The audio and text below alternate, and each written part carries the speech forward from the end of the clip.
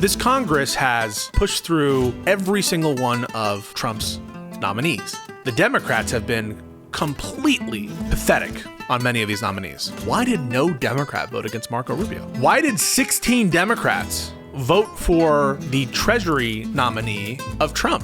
What good are you, John Fetterman, voting for Pam Bondi, voting for a corrupt traitor to the nation who cannot even condemn the attempted theft of our country in 2020? If that's a prerequisite to even be nominated, that is an absolute reason to not vote for any single nominee that Trump puts forth. And that is, in fact, the road that every single Democrat should have taken from the start. Hey, folks, please like, comment, and subscribe. And if you want to read what's going on from a pro-republic, anti-corruption, and anti-oligarch perspective, subscribe to the Weekly Patriot. The link is in the description. All right, ladies and gentlemen, lots to discuss this week. A great deal of continuating corruption from the administration occurred in the second week of the Trump administration, and a lot of new escalations, things that are showing that the administration is committed to this path of authoritarianism and of eliminating checks on the executive's control. And we've spoken already about the kind of moves that the administration has taken vis-a-vis the executive branch. That has continued. We already talked about the buyout email that was sent to everybody, the firings of different people against the law. And I want to sort of dwell a little bit on the firings just for a bit, because we talked about what they mean in terms of the conflict between the branches, the executive branch and the legislative branch. But they also have a policy implication that I think I haven't discussed as much, but it has come through or come out in the Substack a bit. But that is sort of who are the recipients of these firings and terminations, or the brunt of them. And a lot of these are agencies that are tasked with regulating the same robber baron oligarchs that are in charge of the administration now and who are running our lives. So say, for example, the CFPB. We already knew that Elon Musk put the CFPB in his target sites, frankly, right after the election. You had talking heads like Cenk Uygur, a common foe of the channel, saying things like, that's kind of bad, but we know if they're going to do it. We think that the MAGA base will rise up. They have not risen up to Trump's illegal termination, interference with the CFPB, for example. Another example is the NLRB. This is the National Labor Relations Board. They're in charge of managing the dynamic between owners and workers, especially under the Biden administration. This has been seen as a pro-labor organization that has, for example, extended protections to certain kinds of quote-unquote independent contractors, other big wins for labor under Biden. And Trump has attacked the NLRB, has fired a member who was appointed by Biden, again, in violation of the law. The law says he's not supposed to do that. Another example is the EEOC. This is a commission that's in charge of investigating and helping out and regulating through enforcement discrimination actions by workers, by employers, and protecting the worker that way. And so, yes, it is true that firing these individuals, firing people from these agencies, is attempted or is trying to establish a kind of challenge to the legislative branch and ultimately the judicial branch by making it so that the executive branch is formally understood to be completely under the control of the president without any check from the other branches. But it's also about messing with the enforcement structure of some of these agencies. The media has absolutely zero expectation that any executive branch agency is going to be targeted towards people who are friendly to the Trump administration. Let me repeat that just to be clear with you guys.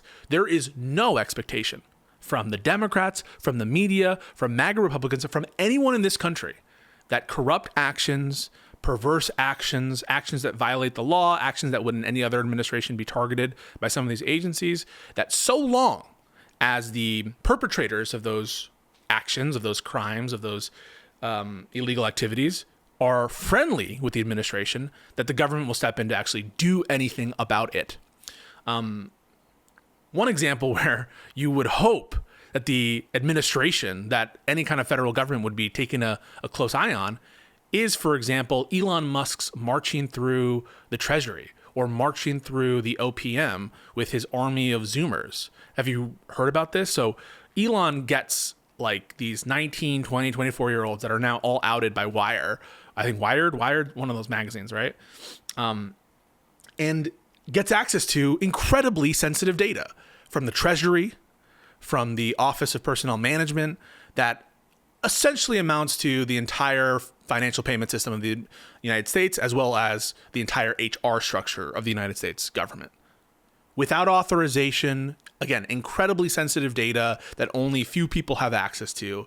And Elon Musk just usurps without any congressional sort of oversight, without any congressional acceptance.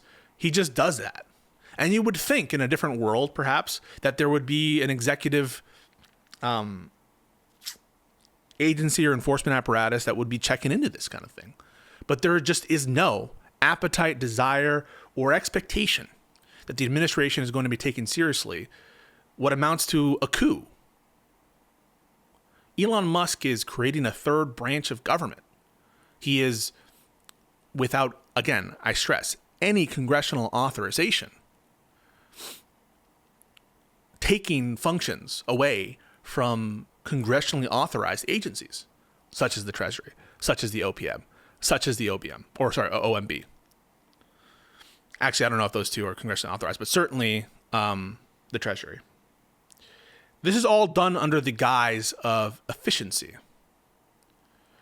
But I want to stress again, none of this is efficient.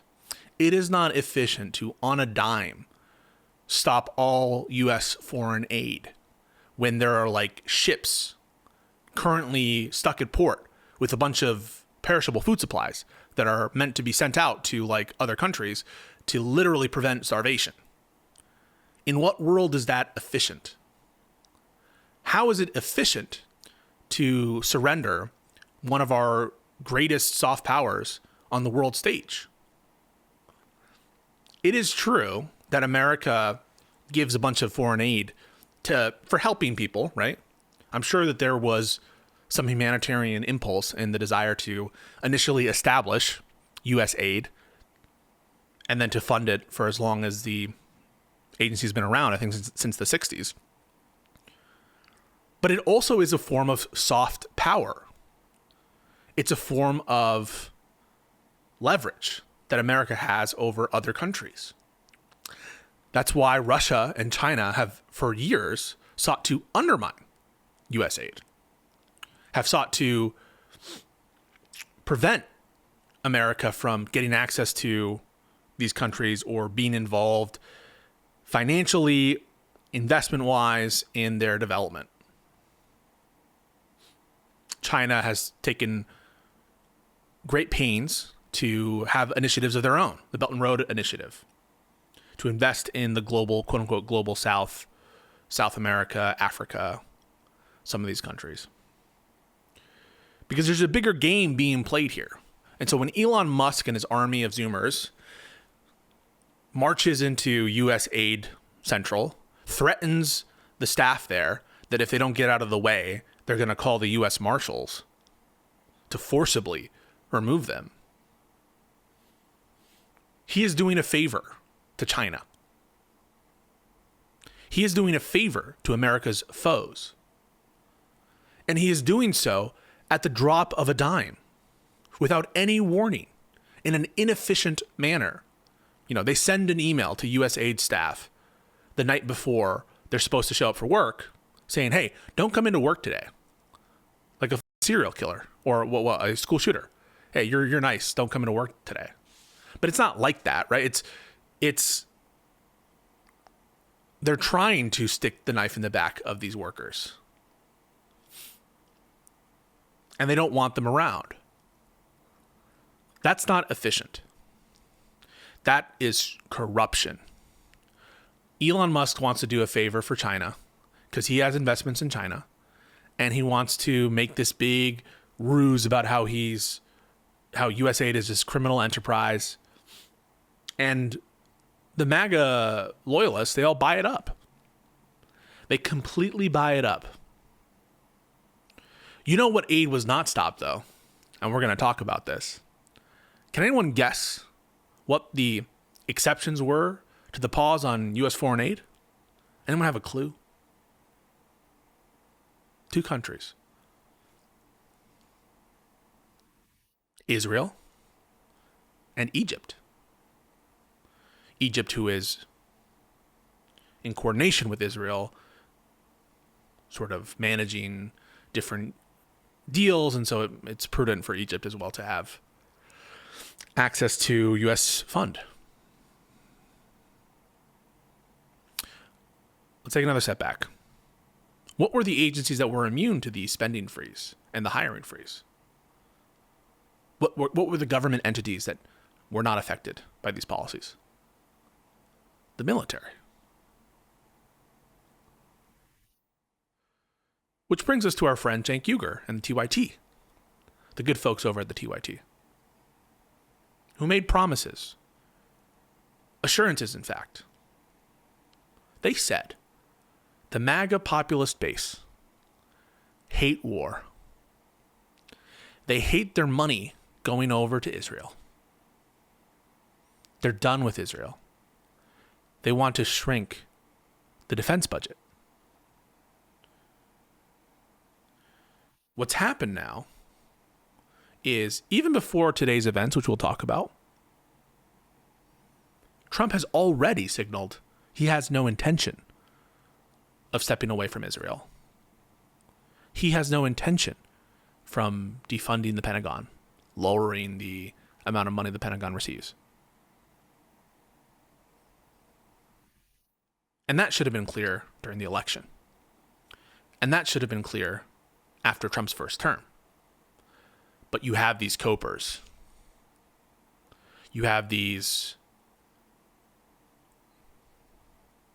individuals, pundits, who now are so bought in to this narrative that when the truth is right before their eyes, they don't address it. Was there any peep from MAGA influencers, MAGA thought leaders, the MAGA base, when Trump exempted the military from his hiring freeze, from his spending freeze? Was there a single peep?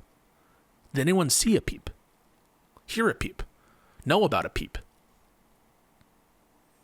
Was there a peep from the MAGA base when Israel was, other than, by the way, I should say, the Groyper, irrelevant Groyper class? Was there a single peep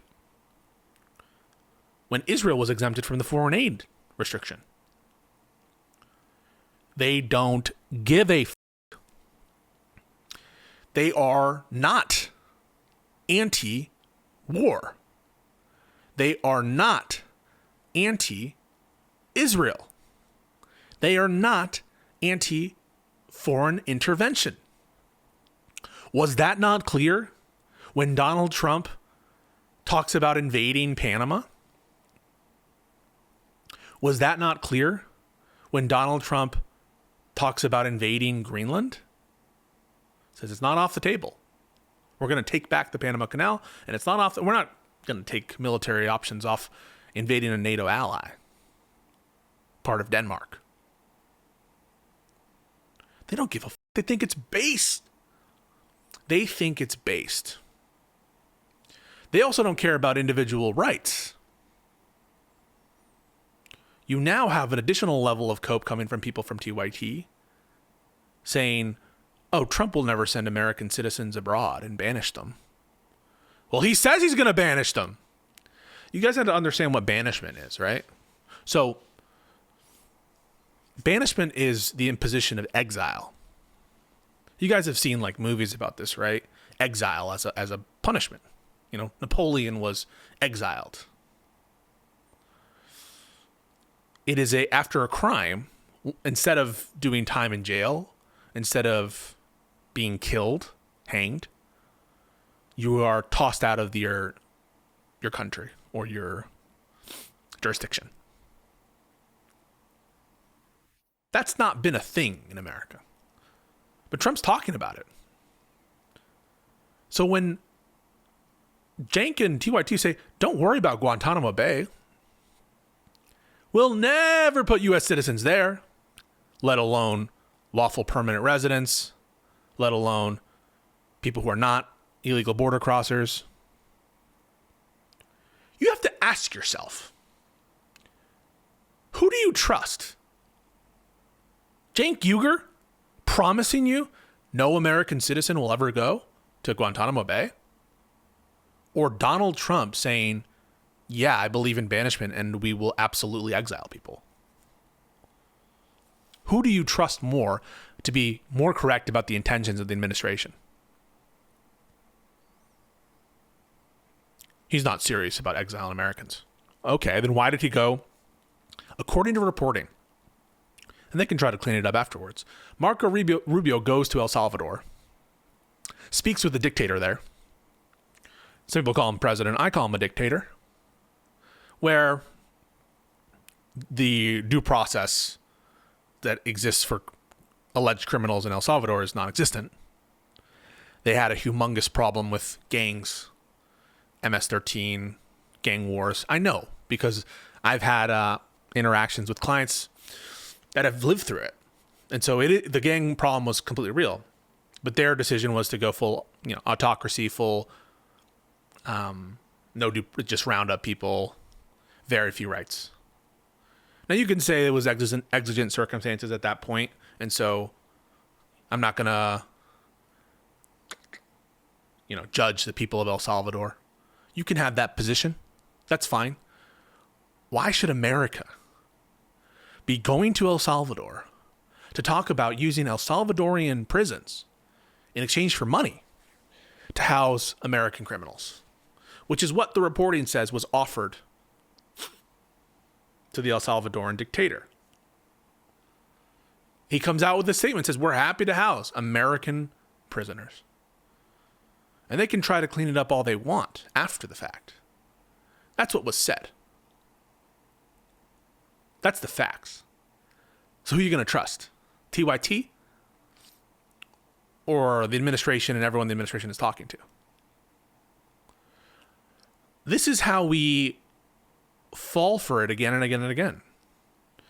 By listening to the equivalent of Chicken Littles who say the sky is not falling. The sky is not falling. Some people will point to the tariff issues, for example, and say, you guys all thought the tariffs were going to be put in place.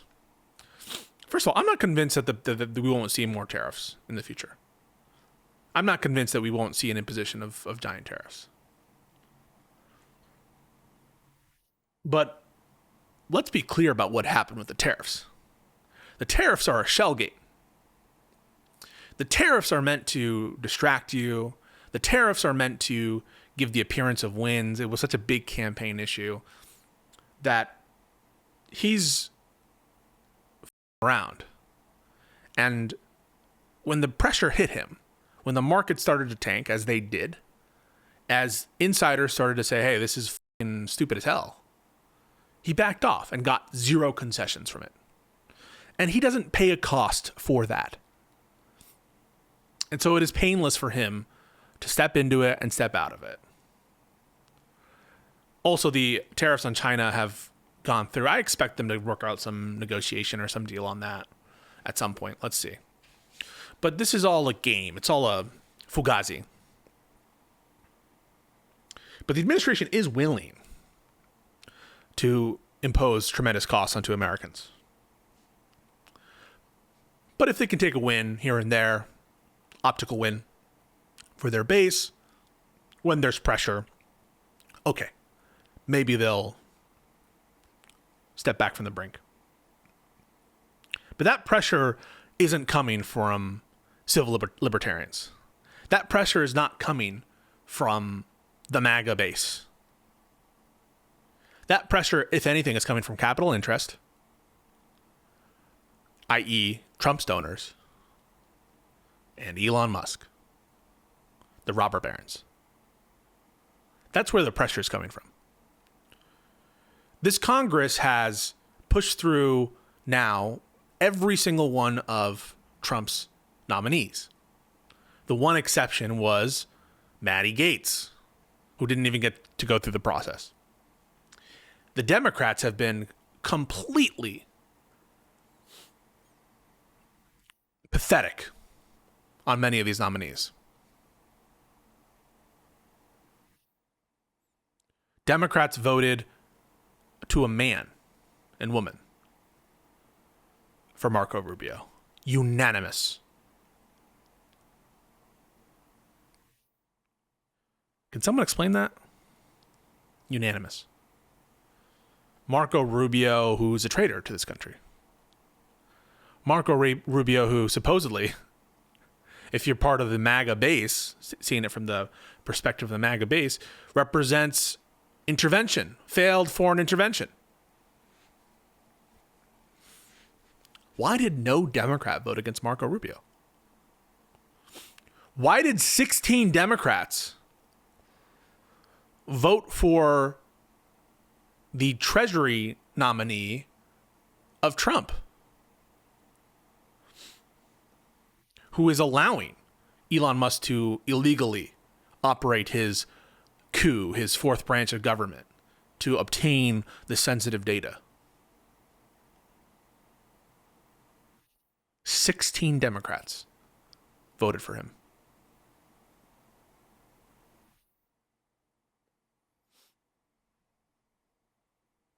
The Attorney General of the United States has just been confirmed.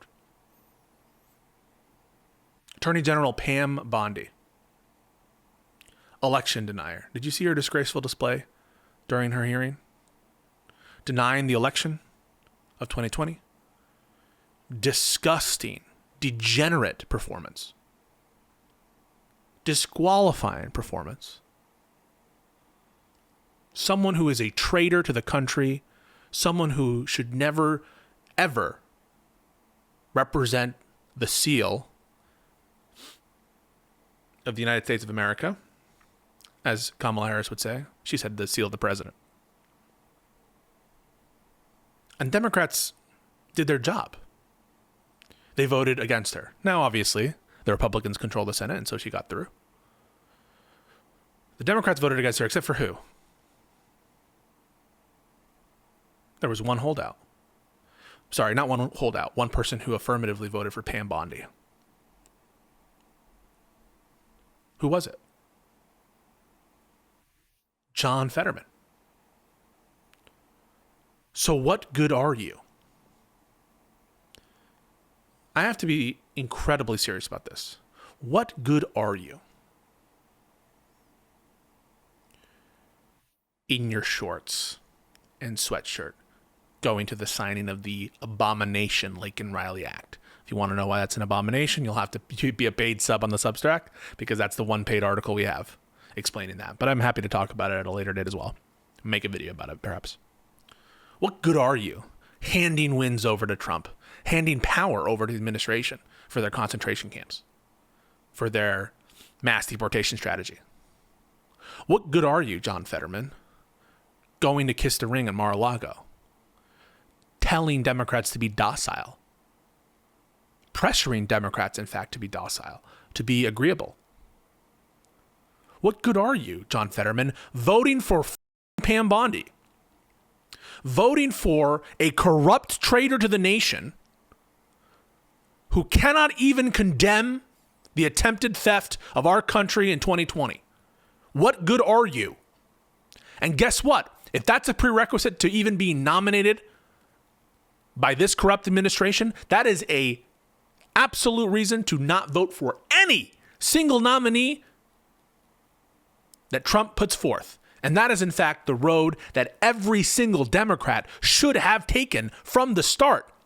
But instead, they're asleep at the wheel. Instead, you have Chuck Schumer perennially late on his announcements. A day late, 2 days late. When he goes on stage, he is awkward and cringe. Why can't we get some youth and energy to respond quickly, to respond forcefully? The Democrats are handing over power to the Republicans for nothing. It seems like now some of them are starting to wake up. Props to Chris Murphy from Connecticut and others. for specifically calling out the corrupt connection between Elon, Trump, and China.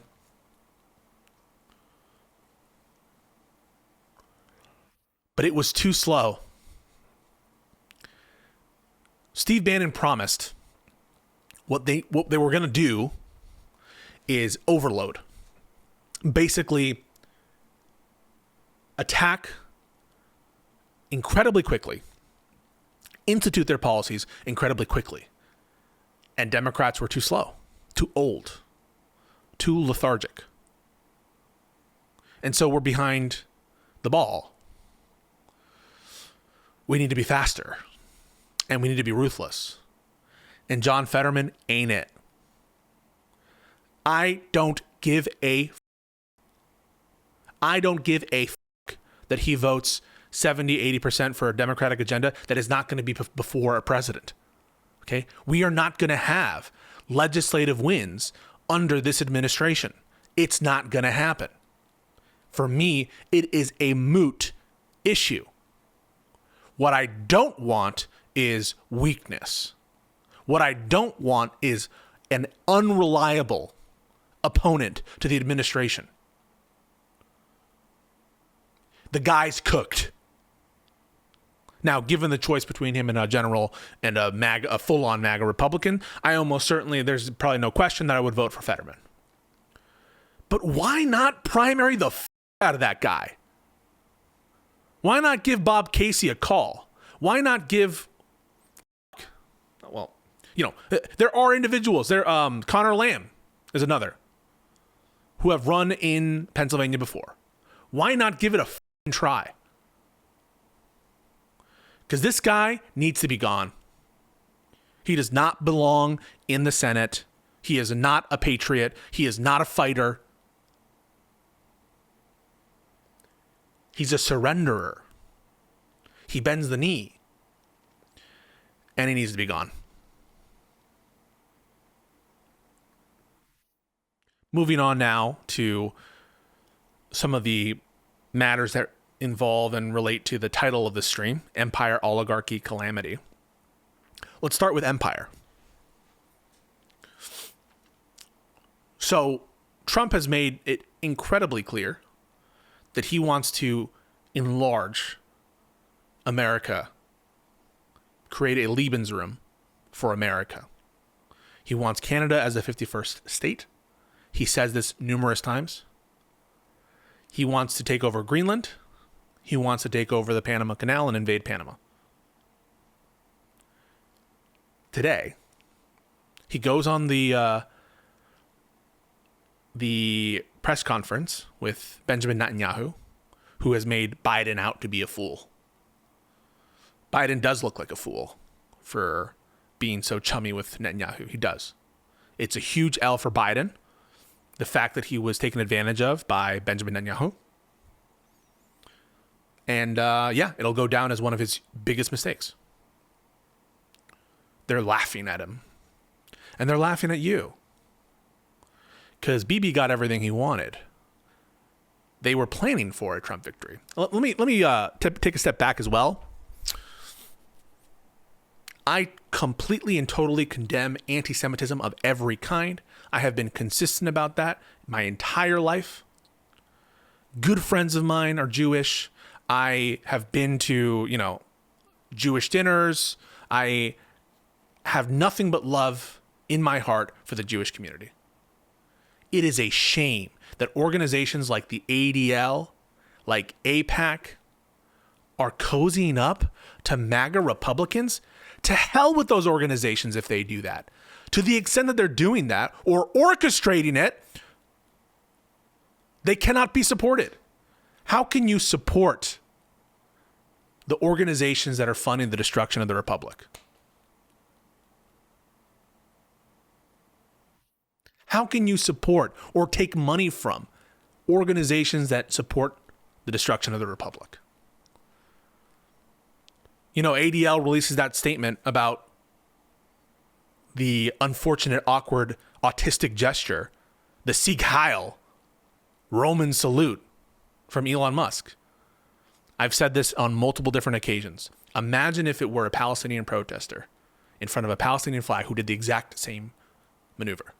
Do you think the ADL would say awkward gesture? Is there a chance in hell they would say awkward gesture? Is there even one?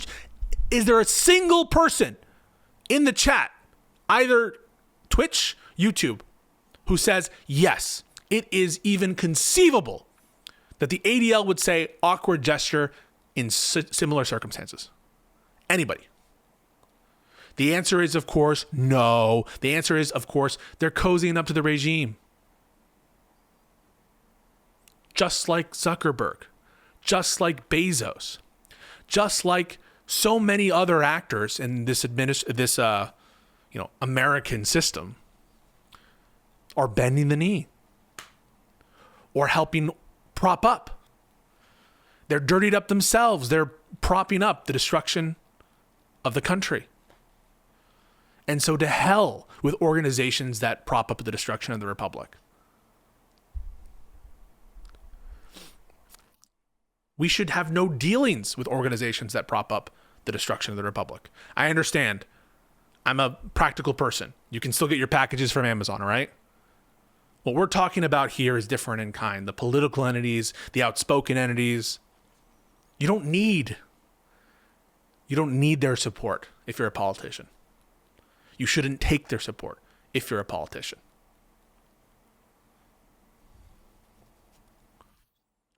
Until they start supporting entities that will prop up the republic. We don't need weakness anymore. We don't need surrender. So we know Trump is going after long-term objectives to enlarge America. And so today, at that press conference with Netanyahu, who embarrassed Biden, he says, which is an extension of what he's already said, which is that Gaza needs to be ethnically cleansed, needs to be cleared out. That is, the Palestinians need to be taken out of Gaza into someplace else. Now, he tries to sell it as it's for their own benefit. Gaza is rubble. It's ruined. It's kaput. How can they want to live there?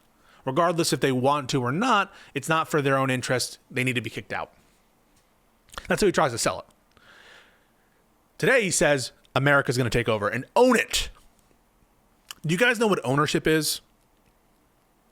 Ownership. That America should own Gaza. It is a pure expression of imperialist expansionism, of foreign intervention to facilitate the removal of 1 million plus people from an area, from one of the most hotly contested areas in the country, and to use American force to do so. Where's the anti-war MAGA base? I don't hear them. A couple grumbles. Some more vocal antagonism from the gripers, frankly. Grumble. Either ignoring or it's based. The MAGA strip, let's call it. The MAGA strip says libs of TikTok. They love it. They love it. He wants to make it part of America. For the benefit of Israel, of course. For the benefit of Bibi Netanyahu. And you don't hear shit from the MAGA base. Not a word.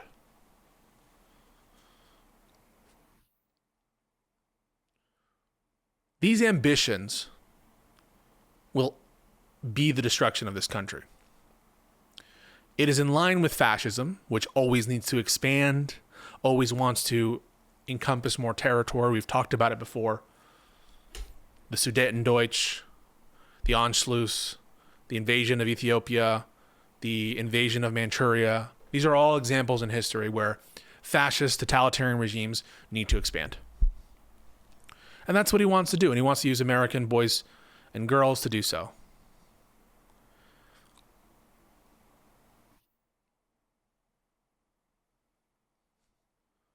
So, Jank, are you going to come out and admit you were dead wrong? When there's not a peep? to be heard against this action. And it's funny when he says, well, it's for the benefit of the Palestinians.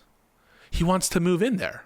So you would think, right? Like, if the whole goal is to protect Gazans, Palestinians, move them out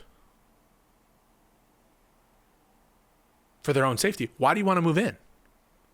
Why not make it better and then help them rebuild their society, if that's your goal? If the whole point is to have like a place that's livable for your own people, why wouldn't you use it for the Palestinians? Because it's not about helping the Palestinians. It's geostrategic and corruption.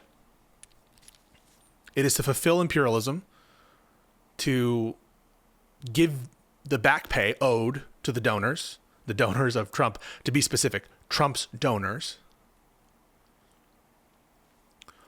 And it's obviously geostrategic with respect to Israel.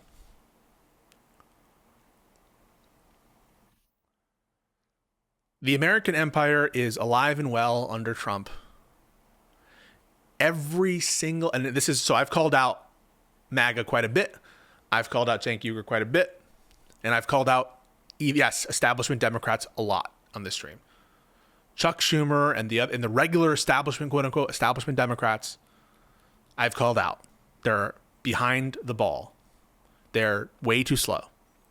It's time for me to call out the activist class, and I know I'm not going to be the only one, who did not vote for Kamala Harris. Shame on you. Shame on you. I will say it till my dying breath. You betrayed the people of Palestine. 100%. And I know you don't want to hear it from me, but I will go on record saying that shit. And I will say it till my dying breath. Look what your results will be. And you were warned. So I hope you carry that with you for the rest of your life.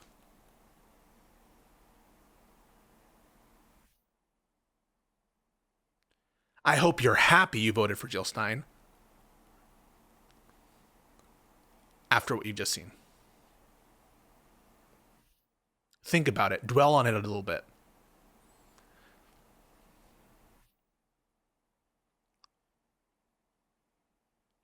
Only when you say it was a mistake, it was a tragic mistake, it was an error not to vote for Kamala Harris, it was an error not to advocate for Kamala Harris, only then will you be able to look the people in the eye and say, I am a friend of the Palestinian people. Only then.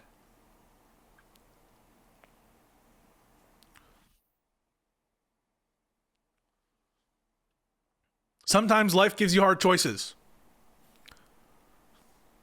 This was predictable.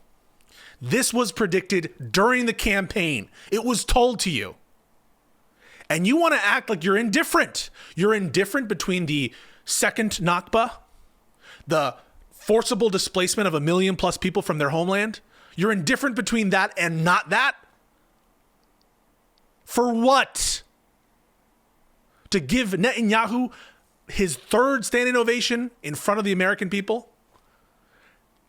To watch him saunter around our capital, our nation, like a conquering warlord? That's the fruit of your labor? Now, I'm not convinced that it would have made the difference in the election. But imagine that it did.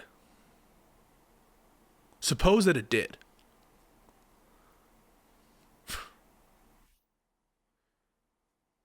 Disgusting. We can't make the same mistake. I've told you I want to support strong Democrats, and I will do so. But you heard me on this stream say, if it came down to between Fetterman and a full-on MAGA Republican, I would vote for Fetterman. And I'm telling you that, and I'm signaling in advance. Because I want, more than anything, to protect this country. And I think a Fetterman Democrat protects us better than a MAGA Republican, full-on. That's the difference for people, in my opinion, who care and people who don't.